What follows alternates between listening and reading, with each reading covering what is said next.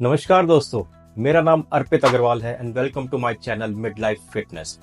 तो आज के इस वीडियो में हम बात करेंगे मेटाबॉलिज्म के बारे में। हमने अक्सर सुना है लोगों को कहते हुए कि मेरा मेटाबॉलिज्म अच्छा है या मेरा मेटाबॉलिज्म बुरा है, लेकिन आखिर ये मेटाबॉलिज्म होता क्या है?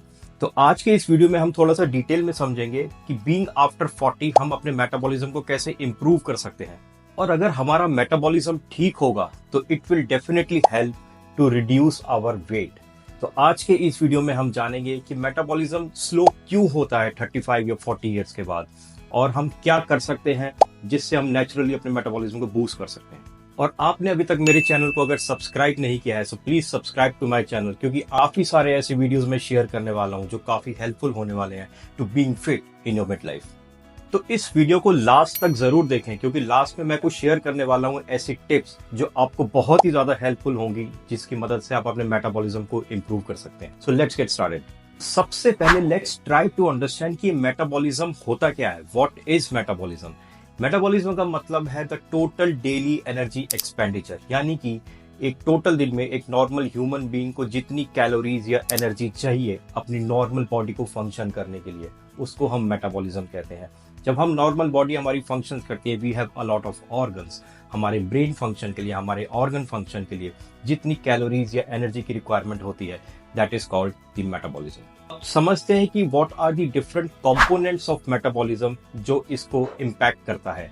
सबसे पहले आता है resting metabolic rate. Resting metabolic rate का मतलब होता है कि एक नॉर्मल बॉडी को फंक्शन करने के लिए जितनी भी कैलोरीज की रिक्वायरमेंट होती है, अगर हम कुछ भी नहीं कर रहे हैं, एक नॉर्मल बॉडी, अगर आप पूरा दिन सोफे पे भी बैठे हुए हैं and you are not moving, तो आपकी बॉडी को फंक्शन करने के लिए जो कैलोरीज, जो एनर्जी की रिक्वायरमेंट होती है, that is called the resting metabolic rate. और ये हमारी टोटल एनर्जी कंजम्पशन का सबसे ज्यादा होता है, which is around 60 to 70%। The second important component of metabolism is thermic effect of food, यानी कि हम जो भी खाना खाते हैं, we have a big digestion process starting when we start chewing the food। वो esophagus के थ्रू हमारे स्टमक में जाता है, फिर स्मॉल इंटेस्टाइन में जाता है, फिर लार्ज इंटेस्टाइन में जाता है। So there is a lot of process which is going inside our body for the digestion. So जो भी एनर्जी, जो भी कैलोरीज उस खाने को डाइजेस्ट करने में रिक्वायर्ड होती है, उस खाने को डाइजेस्ट करने में यूटिलाइज होती है, that is called the thermic effect of the food. So total calories का 10% इस थर्मिक इफेक्ट ऑफ फूड में यूज होता है। Now the third type of component is non-exercise activity thermogenesis, यानी कि नीट। अब एक नॉर्मल ह्यूमन बीइंग सारा दिन सोफे पर तो नहीं बैठा रहेगा, या आप सारा दिन बेड पर तो नहीं पड़ा रहेगा। हम उठ के वॉशरूम भी जाएंगे, हम अपनी डेली एक्टिविटीज भी करेंगे, थोड़ा सा वॉक भी करेंगे, कुछ ग्रोसरीज लेने भी जाएंगे, मार्केट भी जाएंगे। तो ये होता है हमारा नीट, यानी non exercise activity thermogenesis.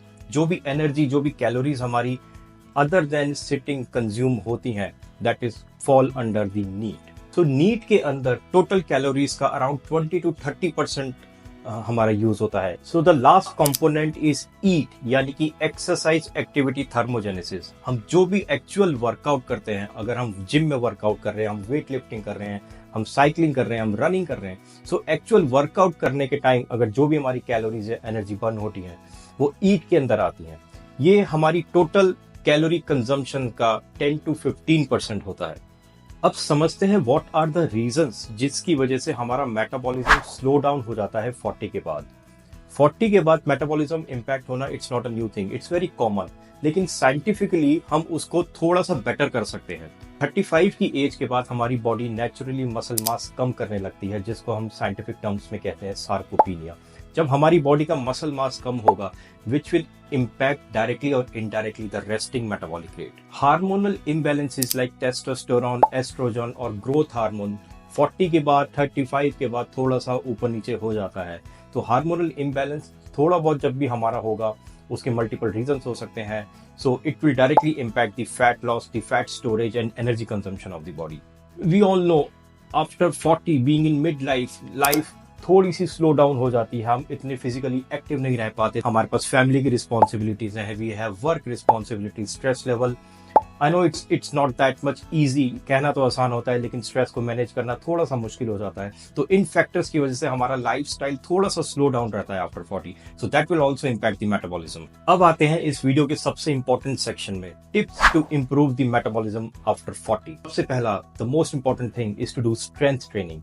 Strength training करने से हमारी बॉडी का मसल मास मेंटेन रहता है या बिल्ड भी होता है। मसल ज्यादा होंगी तो we will have the resting metabolic rate, हम उसको ज्यादा कर सकते हैं। मसल होने से हमारी बॉडी कैलोरीज बर्न करती है even we are at rest. अगर हम कुछ भी नहीं कर रहे हैं, even at the time of sleeping, तब भी हमारी कैलोरीज बर्न होती हैं। Second important tip is to increase your NEAT. जितना ज्यादा हो सके उतनी ज्यादा मूवमेंट करें। मैं आपको एक टिप देता हूँ, ये जो ऑफिस है, मैं कोशिश करता हूँ ऑफिस के एंट्रेंस से जितनी ज्यादा दूर हो सके गाड़ी को पार्क करता हूँ, ताकि मेरे को वॉकिंग डिस्टेंस ज्यादा रहे। मेरा ऑफिस 6th फ्लोर पर है, मैं ट्राई करता हूँ कि जितना मैं स्टेयर्स कवर कर सकूं। So these are the some ways जिसकी मदद से आप अपना थोड़ा सा नीड इंक्रीज कर सकते हैं।